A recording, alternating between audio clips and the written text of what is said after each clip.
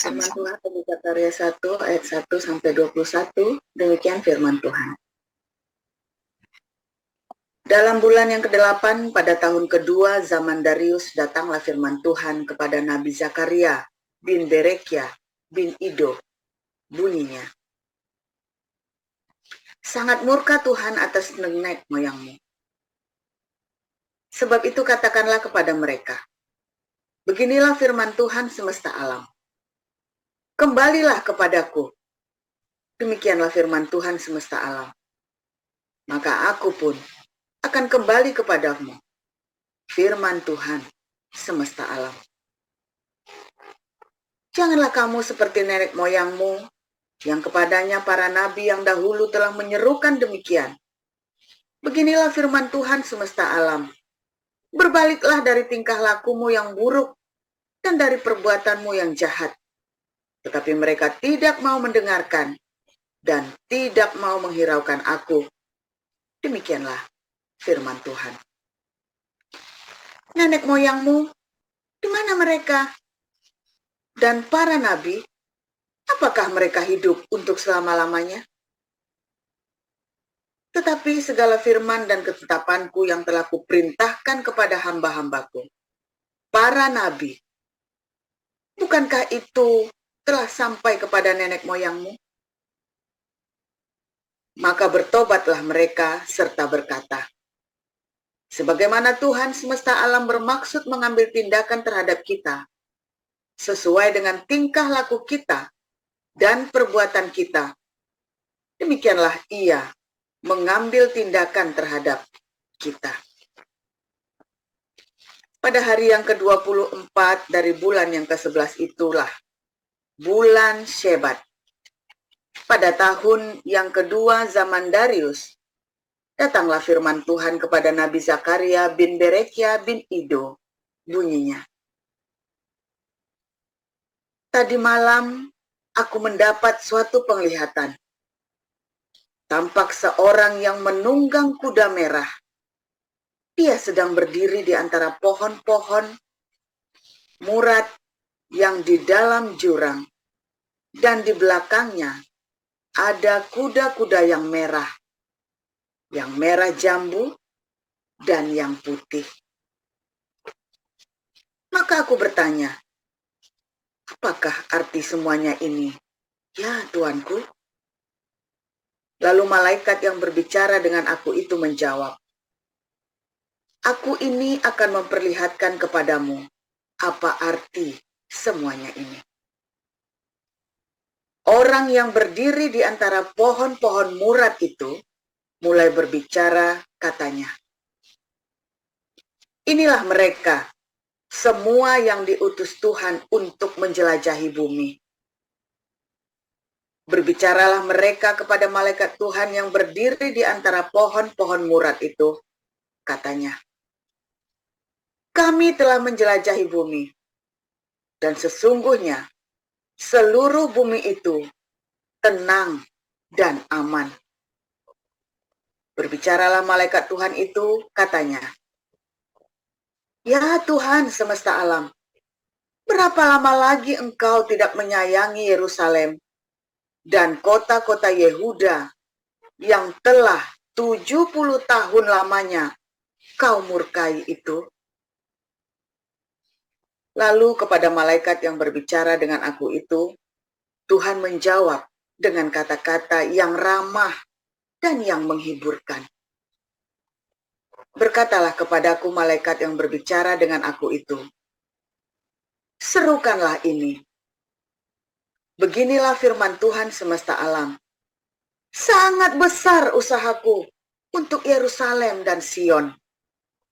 Tetapi sangat besar murkaku terhadap bangsa-bangsa yang merasa dirinya aman, yang sementara aku murka sedikit telah membantu menimbulkan kejahatan. Sebab itu beginilah firman Tuhan. Aku kembali lagi kepada Yerusalem dengan kasih sayang. Rumahku akan didirikan pula di sana. Demikianlah firman Tuhan semesta alam. dan tali pengukur akan direntangkan lagi di atas Yerusalem. Serukanlah ini selanjutnya. Beginilah firman Tuhan semesta alam. Kota-kotaku akan berlimpah-limpah pula dengan kebajikan, dan Tuhan akan menghiburkan Sion dan akan memilih Yerusalem pula. Aku melayangkan mataku dan melihat tampak 4 tanduk. Lalu aku bertanya kepada malaikat yang berbicara dengan aku itu, apakah arti semuanya ini? Maka ia menjawab aku, inilah tanduk-tanduk yang telah menyerakkan Yehuda, Israel, dan Yerusalem. Kemudian Tuhan memperlihatkan kepadaku 4 tukang besi. Lalu aku bertanya, orang-orang ini datang untuk melakukan apa? Maka ia menjawab, ini pun adalah tanduk-tanduk yang telah menyerakkan Yehuda, sehingga tidak seorang pun berani mengangkat kepalanya. Dan semuanya ini datang untuk mengejutkan mereka, yakni untuk menghempaskan tanduk bangsa-bangsa yang telah mengangkat tanduk terhadap tanah Yehuda, hendak menyerakkannya. Demikian. Terima kasih Bu Narliana. Silakan Bu Sarmi. Wahyu. Baik, saya akan membacakan kebenaran firman Tuhan yang terambil dari kitab Wahyu 6 ayat 1 sampai 17. Beginilah firman Tuhan. Maka aku melihat anak domba itu membuka yang pertama dari ketujuh meterai itu, dan aku mendengar yang pertama dari keempat makhluk itu berkata dengan suara bagaikan bunyi guru, "Mari." Dan aku melihat, sesungguhnya ada seekor kuda putih dan orang yang menungganginya memegang sebuah panah, dan kepadanya dikaruniakan sebuah mahkota. Lalu ia maju sebagai pemenang untuk merebut kemenangan. Dan ketika anak domba itu membuka meterai yang kedua, aku mendengar makhluk yang kedua berkata, "Mari."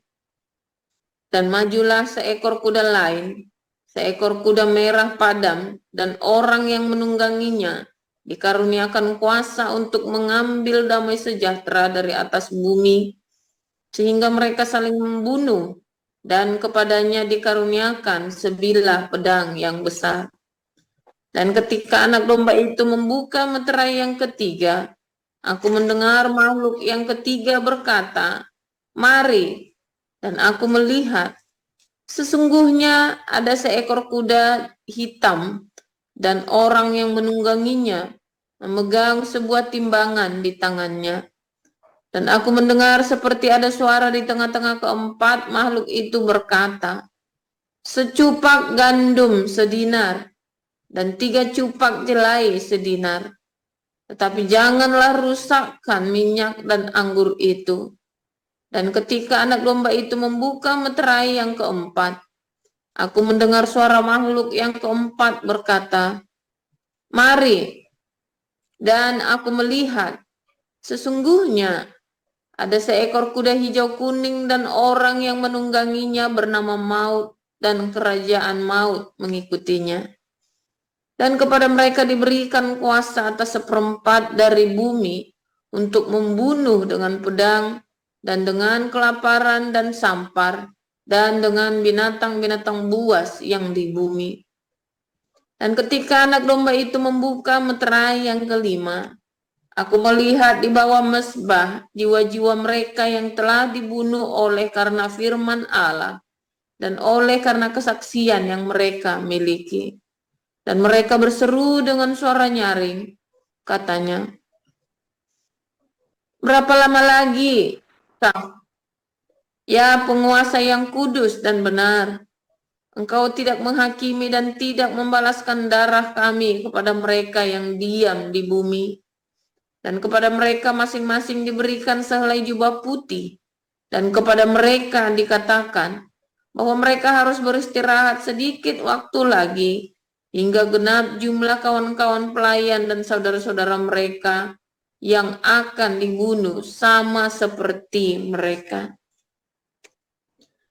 Maka aku melihat jika anak domba itu membuka meterai yang keenam, sesungguhnya terjadilah gempa bumi yang dahsyat, dan matahari menjadi hitam bagaikan karung rambut, dan bulan menjadi merah seluruhnya bagaikan darah. Dan bintang-bintang di langit berjatuhan ke atas bumi bagaikan pohon ara menggugurkan buah-buahnya yang mentah, apabila ia digoncang angin yang kencang.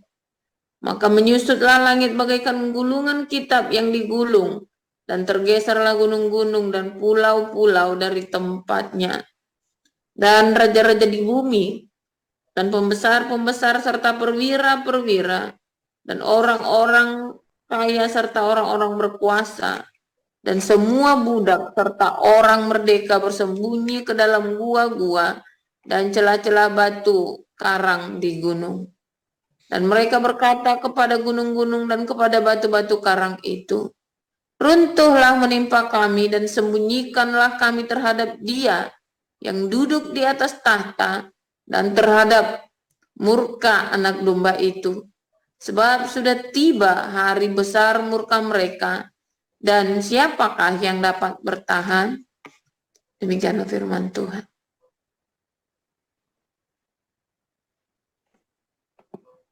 Ya, terima kasih Bu Sarma. Renungan firman Tuhan hari ini berjudul Kuda Putih yang akan disampaikan oleh Pastor Joseph Paulzang. Silakan Pastor.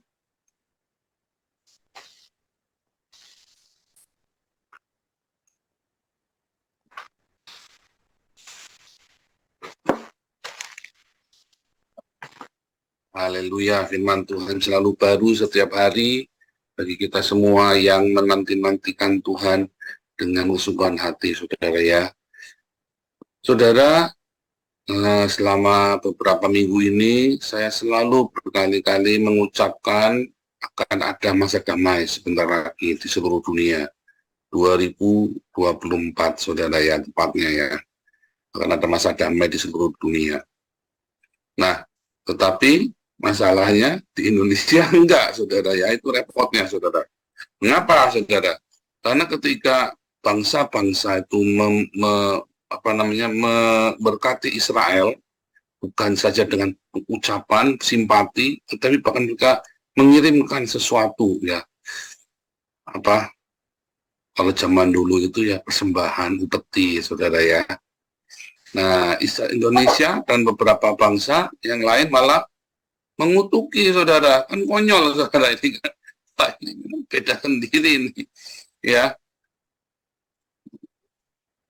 Nantinya ketika Israel kemudian mendapatkan damainya, menduduki kembali kerajaannya, maka ya dia akan mengingat, oh kamu jahat dulu sama aku, ya. Kamu jahat sama aku dulu. Nah, sedangkan orang-orang yang memberkati ini dulu memberkati aku. Dan selalu saya katakan ya, coba lihat Jepang, Korea Selatan, ya Amerika, Eropa, Kanada, Australia, negara-negara yang maju ini memberkati Israel, Singapura, mereka memberkati Israel loh, sudah negara-negara maju ini. Ya, tapi Indonesia salah posisi kan, ikut sama Afghanistan, Iran, ya kan? Sama orang Lebanon, sama Turki, Yaman, sama negara-negara yang udah bangkrut, saudara. Nah, saudara, sangat unik ya, saudara ya, sangat unik sekali ya. Ya, Anda lihat, memang ya, saudara ya, seperti sudah disuratkan ya, saudara ya. Ya kok aneh bisa mihaknya ke situ ya, bisa mihaknya ke orang-orang ini. Saya setiap hari sesama ngelus dada ya. Firman Tuhan ya dan amin ya. Kalau dia kan Kenapa ya kumpulnya sama orang-orang begitu kita ya? Ngomong-ngomong saudara ya, kalau Anda kumpul dengan orang-orang pemabuk, tukang beca, penjudi, ya saudara ya, pengangguran, Anda jangan bangga, oh saya ini pandai bergaul Pak. Jangan bangga saudara ya. Saya dulu berpikir saya bangga kalau saya bisa kumpul sama tukang beca, penjudi, pemabuk, narkoba. Oh saya bangga saya pandai bergaul saudara ya. Ternyata salah saudara ya. Salah. Saya dulu bangga saudara ya, kan dipuji-puji Paul ini pandai bergaul ini. Ternyata sama saudara. Ternyata saya mempunyai sifat seperti mereka. Ya, lingas, licik, ya kan, malas, mau menang sendiri, ya kan. Oh, Anda jangan bangga saudara. Kalau Anda kumpulannya dengan orang-orang begitu, Anda tiap hari kongko, merokok, kongko, kumpul sama orang-orang nganggur. Anda jangan bangga saudara. Saya pandai bergaul Pak. Wah, nanti kan ada gunanya pergaulan itu. Salah. Banggalah kalau kamu kumpulnya itu kayak orang-orang kayak saya, ya, kayak Bunda Liliana, kayak Pak David, yang kerja terus, saudara, pekerja keras, orang-orang yang jujur. Anda bangga kalau Anda kumpulnya sama tukang nganggur gitu ya. Anda jangan bangga. Ya, sama nih kayak Indonesia ini kan bangga kan. Kan bangga, kita ini bangga, terhormat, negara Islam terbesar. Ya kan, di antara negara-negara Islam. Anda bangga, saudara ya. Anda lupa, itu negara-negara melarat semua. Lalu Anda bangga di tengah-tengah orang melarat gitu. Kita yang terbaik Pak dari orang-orang melarat ini. Kita yang paling banyak orang melarat ya Pak. Indonesia paling bangga karena terbanyak orang melaratnya di antara orang-orang melarat ini saudara ya. Ya kan? Wah, bangga kan utangnya paling banyak di antara orang-orang yang melarat ini saudara ya, bangga. Berarti kan kita dipercaya, bukan kamu dipercaya. Ya, yang kan cuma yang ngasih cuma Cina doang, yang lain pada nggak mau ngasih utangan lagi, udah kapok, pada nggak dibayar soalnya. Indonesia jaminannya udah nggak ada, pasti jaminan apa? Nah, hati-hati saudara ya, makanya di saat nganggurmu ada jangan kumpul sama orang nganggur lagi. Wah, salah besar main karambol kumpulan sama orang nganggur. Salah besar, kamu tambah sial lagi, orang untung-untung udah lundur, sial ikut sial. Jangan, ya. Jadi ketika kamu lagi nganggur, lebih baik kamu duduk di rumah doa puasa, ya. Atau kamu ikut aktif di kamar situ, ikut di dapur umum, nggak dibayar, nggak ada duitnya apa, yang punya yang dikasih uangan cuma yang dia kan resmi, tidak apa-apa, kamu ikut saja, ya.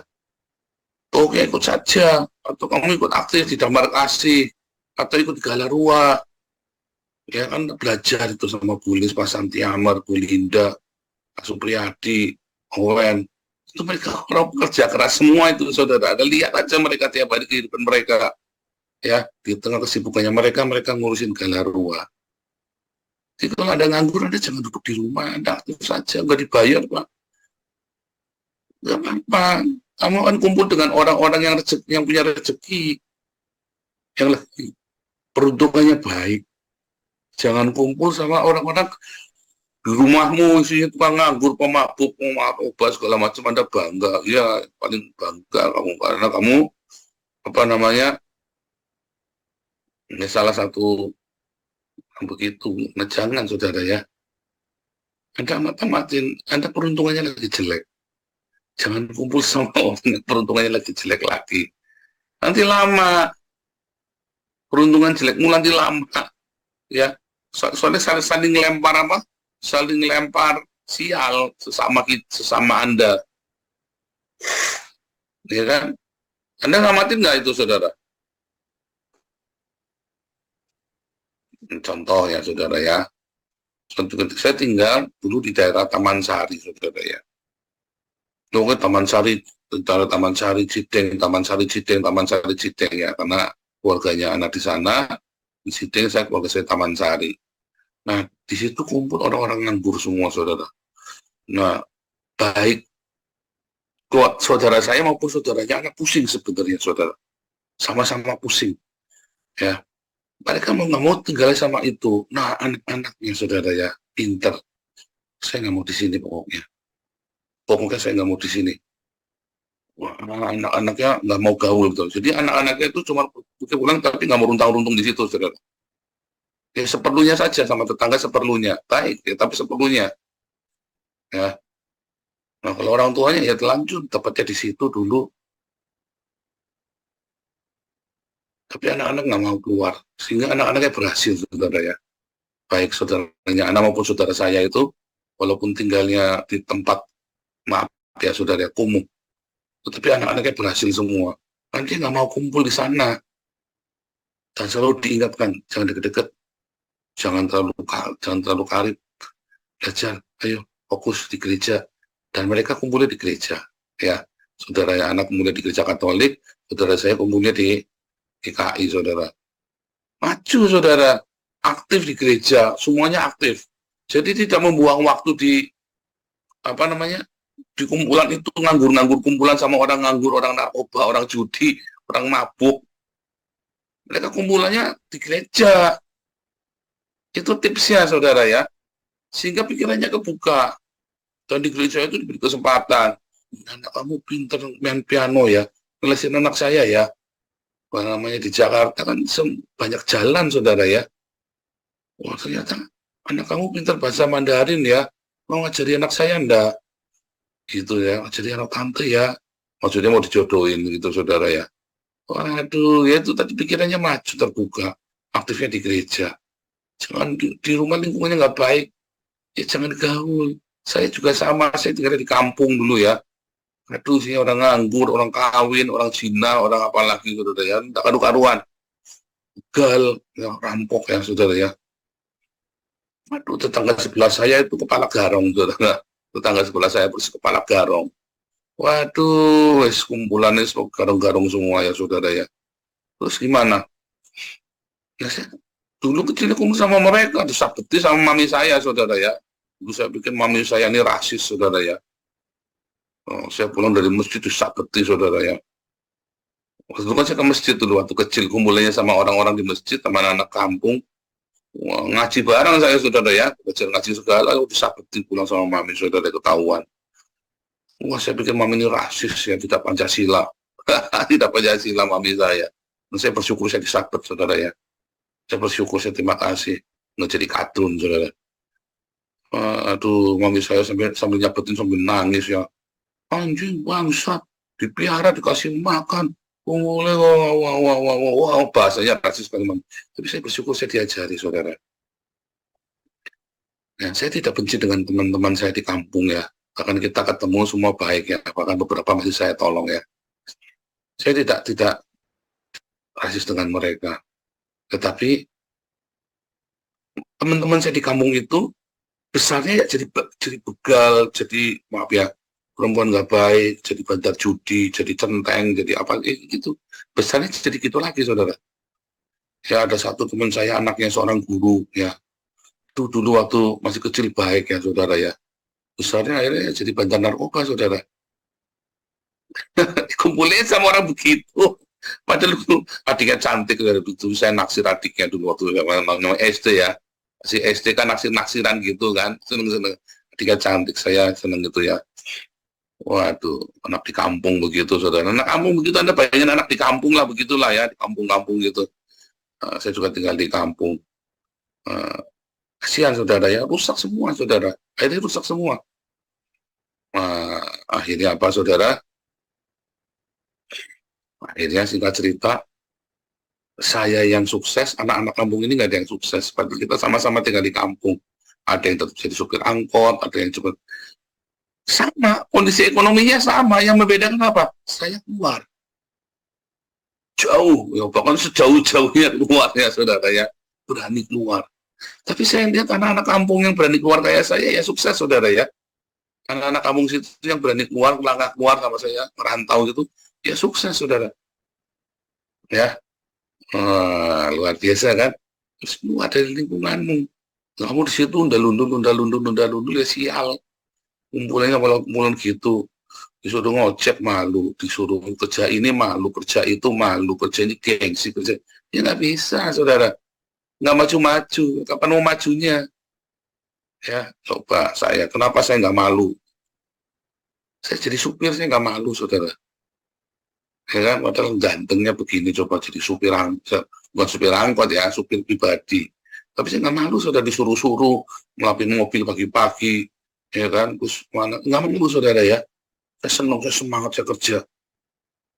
Ngalamin saya jadi supir, jadi apa, kerja yang aneh-aneh itu seperti yang kelihatannya nggak masalah, saya kerja.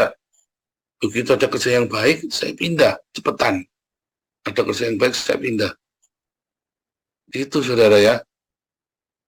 Kerja itu harus kerja, supaya ada kesempatan yang lebih baik. Ditawari, kamu mana sana megang pabrikku ya, jadi mandor di pabrik. Langsung tak iyain mau. Padahal saya mandor di pabrik, ngukur gaji kayu. Terus saya diajarin cara ngukur kayu, nama-nama kayu, apa, pakai mesin. Bagaimana kalau mesin mati, ngerawat mesin, saya diajari semua, saudara ya. Wah, luar biasa sekali itu, saudara ya, pengalaman-pengalaman begitu ya, jadi mandor kayu ya. Ya, mau. Wah, capek ya, mau jadi mandor kayu itu capek sekali, saudara. Suaranya berising, apa segala macam. Itu saya nilainya jeblok tuh waktu itu ya. Nilai IPK saya dari 3,5 langsung dari 2,7. Wah, saya nangis itu, saudara, nyesel minta ampun ya. Dari 3,5 jadi 2,7 IP-nya itu ya. Terus saya berhenti karena nilai jelek, saya nggak mau. Terus saya pindah, saudara ya. Terus saya pindah, saya ngeles-ngelesin. Wah, tuh gajinya kecil, saudara, ngeles-ngelesin, duitnya nggak ada. Ya tak lakukan, seneng, saudara ya. Ngeles-ngelesin matematika, kimia, fisika, bahasa Inggris itu ya. Terus akhirnya saya bisa jadi asisten dosen. Ya, wah, udah mulai omber tuh jadi asisten dosen, enak tuh ya, saudara, duitnya lumayan, karena dosennya juga kadang-kadang itu ya, saudara ya, apa namanya, masih tambahan-tambahan kerjaan gitu kan, duitnya ada lagi, bisa bayar kuliah segala tuh. Waduh, dari semua tak kerjain, saudara ya. Nah, luar, supaya jangan malu keluar, saudara, makanya saya jatuh berapa kali, teman-teman sanak famili saya nggak ada yang tahu saya jatuh berkali-kali. Nggak gengsi, bodoh amat. Pokoknya bangun lagi, bangun lagi, saudara ya. Jatuh, bangun lagi. Orang kan kalau jatuh, bangunnya lama, kenapa? Karena gengsi, malu kan. Malunya kan ngendoki, lama duduk, begitu kan. Terus nanti dia kumpul karena dia malu apa? Dia cari teman yang sama-sama bangkrut. Yang sama-sama kere, yang sama-sama sial. Ya kan, mentalnya kan begitu kita kan. Kalau kita lagi jatuh, kumpulnya sama-sama orang yang lagi jatuh. Sebab kalau ditanya, kamu kerja apa? Ya, baru jatuh, baru bangkrut. Malu kan ngomongnya kan. Tapi kalau ketemu sama sesama orang bangkrut, wah, ternyata lu lebih sial dari gua. Bangga lah gitu, ada lebih sial dari kamu. Ada manusia. Ya kan, oh lagi cerita sial. Nah, terus nanti kalau cerita lagi ya, wah, lu berapa lama di penjara? Wah nih 3 tahun di penjara. Waduh, cuma 6 bulan. Oh, bangga lagi kamu penjara 3 tahun. Tolol juga ya. Gak ngerti saya. Lagu cerita sial-sialan, paling sial cerita. Wah, paling sial nih. Bangga, saudara. Ini kalau dibilangi, wah, lu dasar manusia sial, kamu marah. Ya kan, dibilang makhluk sial, kamu marah. Tapi kalau lagi cerita, ngombros begitu, lu paling sial, bangga ceritanya. Wah, lu mah belum apa-apa. Lu cerita sialnya, saudara ya. Paling sial sedunia, bangga. Nah, itu makanya nggak maju-maju. Kayak orang Indonesia itu ya, kumpulnya sama orang Iran, orang Lebanon, orang Yaman, orang Turki, orang Afghanistan. Harisan siapa yang paling sial? Wah, gua paling sial. Wah, coba zamannya George Soros kerjain. Wah, kita paling sial habis-habisan semua. Sampai presidennya ganti, sampai ininya ganti, semua ganti.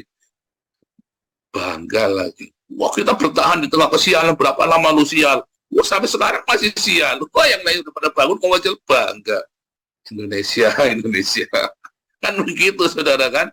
Nangkanya harus keluar. Nah, masalahnya kamu kumpul lagi sama orang-orang Islam lagi, orang Indonesia ini. Ya gimana nggak tambah sial? Utak-utuk. Coba kamu gaul sama orang kafir. Nah, Jokowi nyoba gaul sama Cina, malah dikeroyok Cinanya, saudara ya. Wah, Jokowi Cina segala macam komunis apa segala macam. Yang saudara orang Indonesia dasar sial, dasar sial, ya kan? Keluar dari situ ya, suasananya berbeda. Nah, jangan mendoki di rumah terus. Jangan, ya. Juga jangan kumpul sama tetangga terus. Kalau lagi sial, jangan kumpul sama tetanggamu yang sama-sama sial deh. Percaya saya. Makanya kerja, mau ngojek, mau apa ya, mau apa saja. Ya, jangan ngeluh, jangan cerita sialmu. Gimana ngojek? Iya, nggak apa-apa, saya ngojek. Ya, kan lagi nggak ada kerjaan. Saya ngojek. Jangan cerita sih, ya gimana, lagi sisi ekonomi, lagi begini baru sakit. Aduh, ceritanya sisi susah terus. Ya nggak heran kamu sial. Saya mah dulu lagi nggak apa, lagi jatuh, bangun lagi. Nah, ini lagi bangun lagi saya. Pokoknya saya nggak mau nganggur. Sambil jalanin, sambil introspeksi, jalan. Misalnya begitu ya. Wah, orang-orang lihat saya senang saudara ya. Kenapa kamu jatuh bisa optimis? Ya memang jatuh, gimana masa tidak boleh jatuh? Saya bangun. Yang penting kan jangan, wah orang senang saudara ya. Dimodalin tuh ya, ada yang modalin lagi, atau ada yang ngasih kerjaan, ada wah selalu begitu. Selalu ada orang buka jalan buat saya, karena saya tidak pernah kumpul sama orang sial. Mau jatuh 7 kali, bangun 7 kali, bangunnya lah cepat 3 bulan jadi.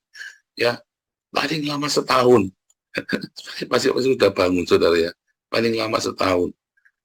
Ya, itu saudara, jangan tunggu sama orang sial, arisan sial, temu orang sial. Nah, kan kayaknya ya, jangan salah pilih posisi, jangan salah pilih lawan, jangan salah pilih teman. Ya, lihat nanti ya, 2024 masa damai. Ya, kenapi ya 2 kali dinubuatkan di Zakaria dan di Wahyu, saudara ya, kuda putih. Walaupun masa damai itu nanti akan dimanipulasi, dimanfaatkan. Ya itu tadi dasar orang sial, pecundang. Lagi damai malah bikin ruwet, saudara. Ya kan? Ya orang yang sial-sial ini yang bikin ruwet, saudara. Indonesia. Serius, saudara ya. Jangan-jangan salah satu antikristus munculnya dari Indonesia, loh, saudara. Dari negara-negara ini kan negara-negara itu kan bikin biang kerok semua ini, saudara. Indonesia, Lebanon, Yaman, Iran, ini kan negara-negara biang kerok semua, saudara. Ya, jangan-jangan antikristus juga munculnya dari Indonesia juga loh. Waduh, jangan sampai terjadi puyeng juga tuh. Aduh, kayaknya dari Indonesia ada di pokoknya siapapun nanti yang menguasai Irak itu, siapapun nanti, ini kan status quo nih, siapapun yang berkuasa di Irak itu nanti jadi antikris, saudara. Tapi kita akan mengalami masa-masa damai dulu seluruh dunia, kecuali tadi negara-negara tadi ya. Kecuali Indonesia dibubarkan. Ya, supaya jangan sih runtung harus bubar. Kayak saya, kakak-kakak saya kan, kita nih sial, sekeluarga ini lagi kena sial terus ya. Satu lagi seperti ini ya. Akhirnya kakak saya pergi runtang-runtung sama kakak saya ini satunya lagi, saudara, 2. Saya kan punya 2 kakak. Kumpul semua di situ, runtang-runtung, ya berantem, akhirnya arisan keluhan, arisan sial. Saya suatu ketika saya ikut sama mereka, saudara ya. Sedih sekali saya ingat kondisinya mereka ya. Saya sampai nggak bisa makan, nggak bisa nelen ya. Kakak saya itu begitu sayang ya.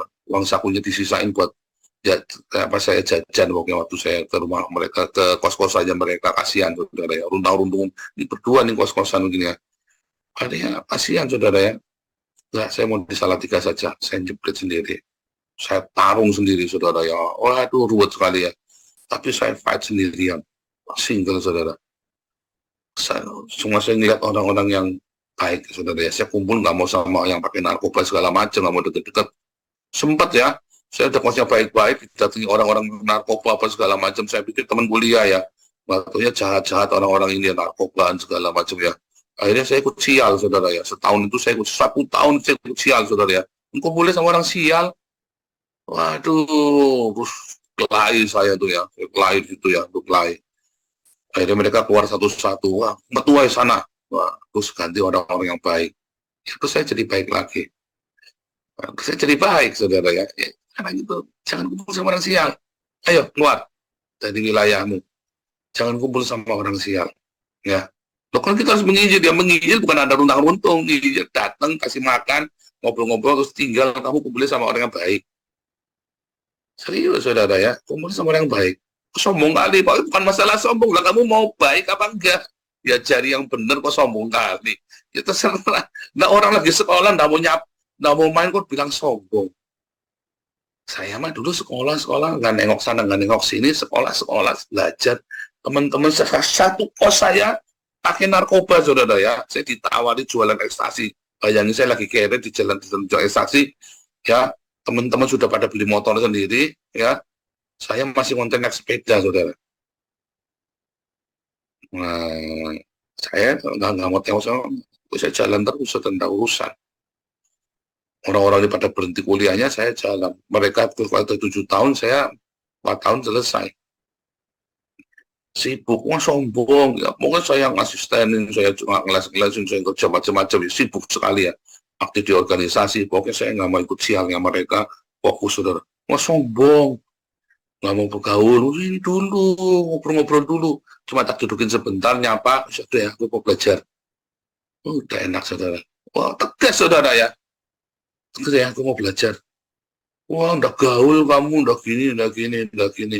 Enggak urusan, aku enggak mau.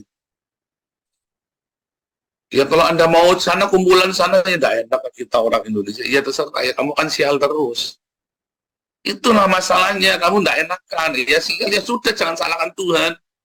Terus jangan terus Anda jadi nyusahin orang lain. Kalau kamu sudah tahu begitu, ya sifatmu begitu, ya jangan nyusahin orang lain.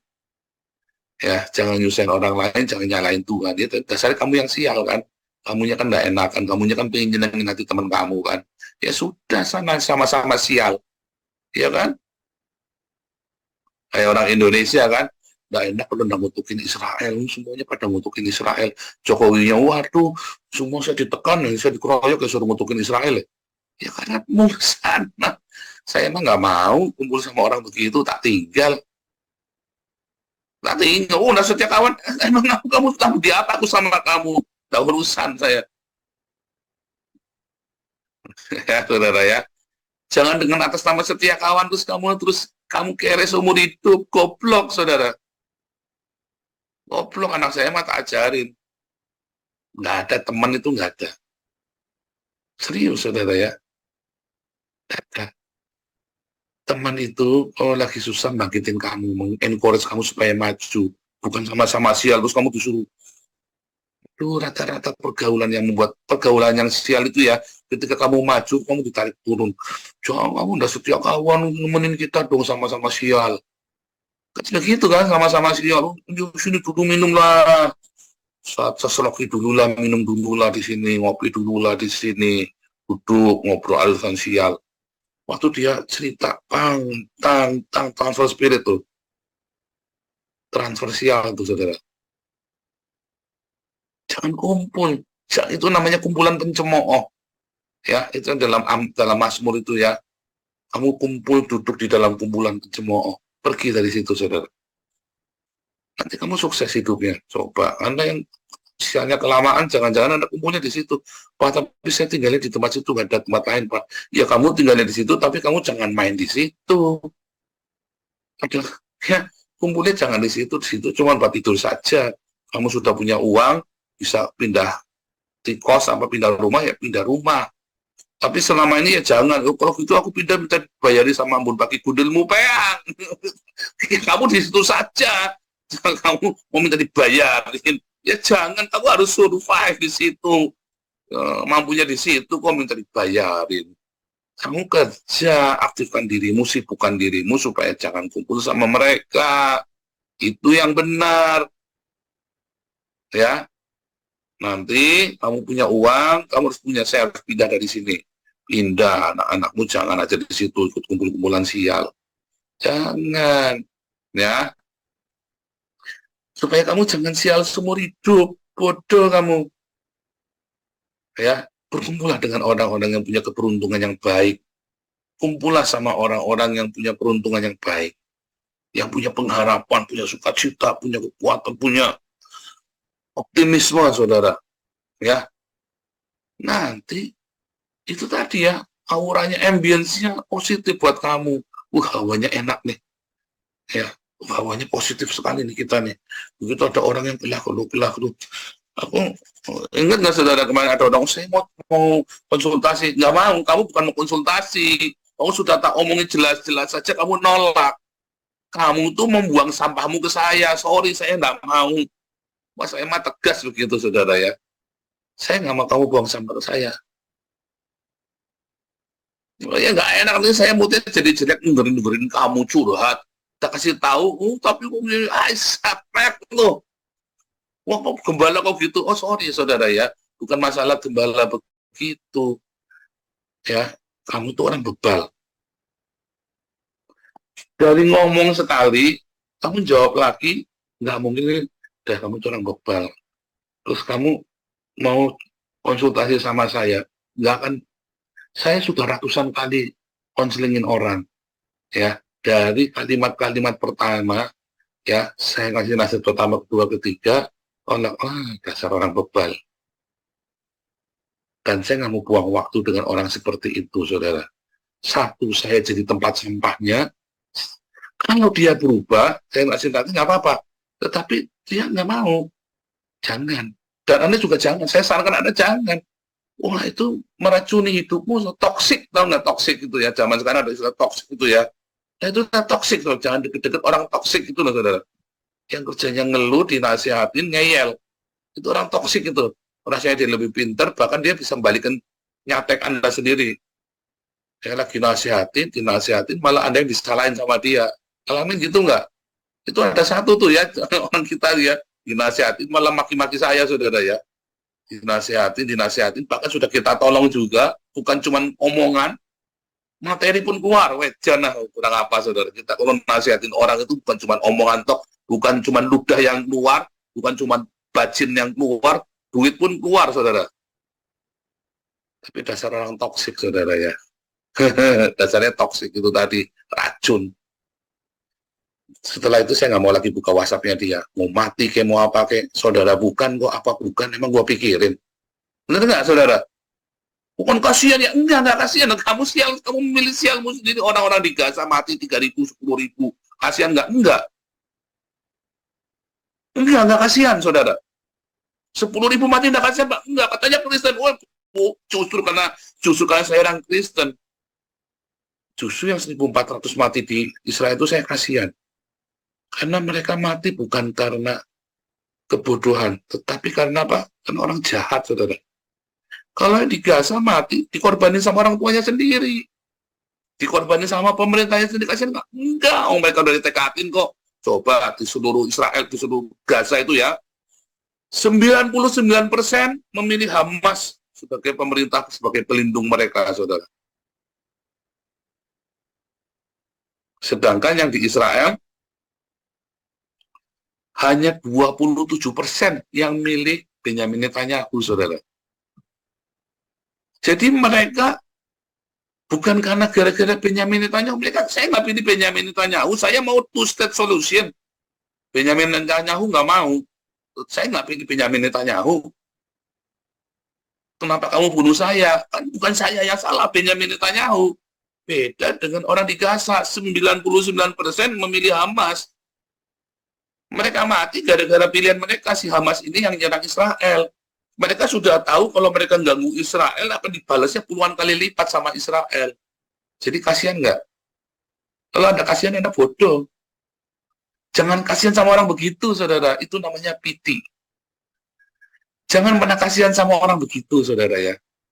Salah. Dia sudah memilih jalannya jadi garong, jadi penjual narkoba, lalu masuk penjara. Terus kamu kasihan. Jangan. Kamu kasihan, kamu datang ya, kasihan. Iya nih, dia narkoba, dia pura pemelas. Terus, aku boleh nggak aku titip buat anakku, kasihan. Aku kalau ingat anak begini ya, tak titipin, aku beli hadiah buat anakku ya. Terus kamu kasihan, saudara ya. Terus kamu terima, dia nanti tak antarkan ke anakmu. Karena kamu kasihan, kamu nggak buka isinya. Dalamnya pakai narkoba, kamu dijemput sama reserse, saudara. Itu sial kan? Wah, itu modusnya orang narkoba itu begitu. Cuma karena kamu piti, kamu dimanfaatkan. karena kamu piti. Kalau kamu mercy, enggak, saudara. Saya kasihan sama kamu, tapi tak buka ya. Oh, jangan dibuka, ini kejutan, ini sudah saya buat. Harus saya buka, kalau enggak, saya nggak mau.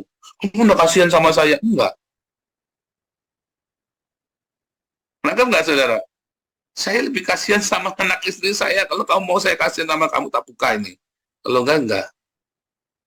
Dan jangan mau, kasihan enggak. Atau paling baik nggak usah mau dititip. Kalau Anda besuk tahanan ya, jangan mau dititipin bawa pulang, jangan mau buka dulu. Karena paling gampang jangan mau lah, saudara.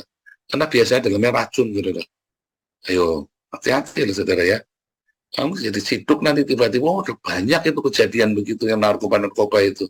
Dititipin, besok penjara dititipin, katanya narkoba, saudara, disiduk. Untuk pelayanan penjara ya, pelayanan penjara dititipin, ya buat anak saya ya, titipin ya. Jangan mau, saudara ya. Jangan mau. Nggak mau ya, nggak mau. Wah, narkoba kamu diciduk balik, terus kamu kasihan, saudara ya. Piti. Jangan piti. Gak usah piti, kasihan dan enggak. Mereka sudah siap kok. Mereka sudah tahu resikonya. Goblok. Kamu piti ya. Itu kayak dunia ini kan sekarang piti, stok humanis kan. Piti, makanya dunia terjebak. Dan nah itu nanti zaman itu tadi ya. Kuda putih itu, ini banyak orang-orang piti begitu. Kasihan sama orang-orang ini. Hancur, saudara. Dirusak dunia itu sama orang-orang para humanis ini kan. Orang humanis ini kan adalah orang yang naif, saudara. Ya, orang yang naif. Para humanis itu adalah orang yang naif, saudara ya. Saya ajari Anda untuk punya belas kasihan, punya mercy. Tapi bukan piti, saya ajari Anda diakonia. Tapi jangan mudah dimanfaatkan. Orang WhatsApp, budak pondok kirim begitu, ada orang WhatsApp Anda kirim, jangan. Jangan pernah kasih uang kepada orang yang minta uang. Ingat-ingat, saudara ya. Berdiakonia itu jangan kasih uang. Pak, tak kirim sembako ya, nggak mau, ya udah, nggak usah. Ingat-ingat ya, semua di komunitas ini yang di YouTube. Ya, kalau ada orang minta-minta uang pakai WhatsApp, jangan pernah dikasih. Utang, jangan pernah dikasih. Arahkan ke embun pagi. Minta di embun pagi. Karena kita survei. Orang ini benar butuh apa enggak. Jangan mudah piti. Dia bawa-bawa Alkitab. Pak, baca sendiri Alkitabnya buat Bapak, bukan buat saya. Saya dengarnya dari Pak Paulus saja khotbahnya. Begitu saja, saudara ya. Beneran, saudara ya. Piti. Itu namanya piti. Kita punyanya mercy, jangan piti, jangan gampang nangis. Mewek-mewek motor, mewek-mewek. Kamu akan mudah dimanfaatkan. Tapi kita punya mercy, belas kasihan. Ya. Karena dalam belas kasihan ada hikmat.